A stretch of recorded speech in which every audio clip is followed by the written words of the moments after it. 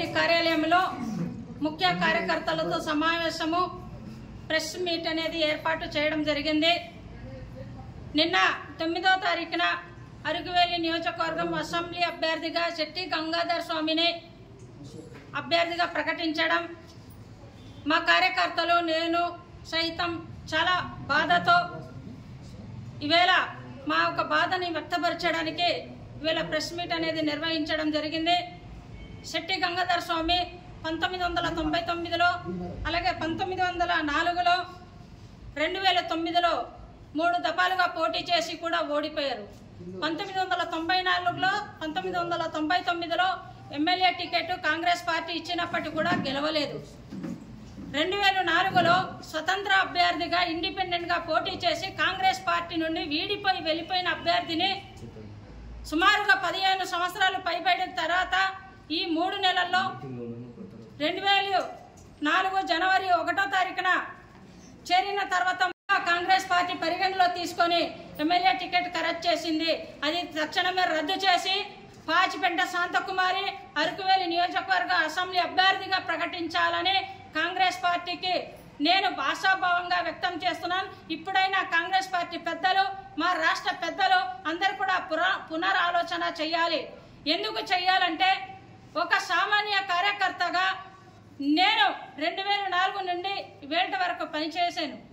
ఇవాళ కాంగ్రెస్ పార్టీ అరకువేలిలో నిలబడింది, కాంగ్రెస్ జెండా ఎగురుతుంది అంటే అరకువేలి నియోజకవర్గంలో కనుమరుగిపోయిన ఈ యొక్క కాంగ్రెస్ పార్టీ జెండాని ఎగరవేసింది శాంతకుమారి. ఇవేళ రాష్ట్రంలో ప్రత్యేక హోదా ఇవ్వక 2 రాష్ట్రాలు విడిపోయిన తర్వాత కూడాను అతలాకుతలం అయిపోతే భయపడితే జెండా పట్టుకునే నాదాడు లేడు. రోడ్లో జెండా పట్టి నిలబడాలంటే భయపడతారు, నోట్లో ఉమ్మేస్తారు, తరిమేస్తారు. అలాంటి పరిస్థితుల్లో కూడాను అన్ని అభాండాలు వచ్చినా సరే భయపడకుండా ధైర్యంగా ఒక ఆడపిల్ల రోడ్ మీద వచ్చి ఈవేళ కాంగ్రెస్ పార్టీ రెపరెపలాడే విధంగా పూర్వ వైభవాన్ని కృషి చేసిన తర్వాత ఎవరో వచ్చారని వైసీపీ నుండి వచ్చిన కార్యకర్తని చేర్పించి ఎమ్మెల్యే టికెట్ ఇస్తే మేము ఊరుకునే ప్రసక్తి లేదు అని దీన్ని మేము పూర్తిగా వ్యతిరేకిస్తున్నాం. టికెట్ ఇవ్వాలని తెలియజేస్తున్నాను.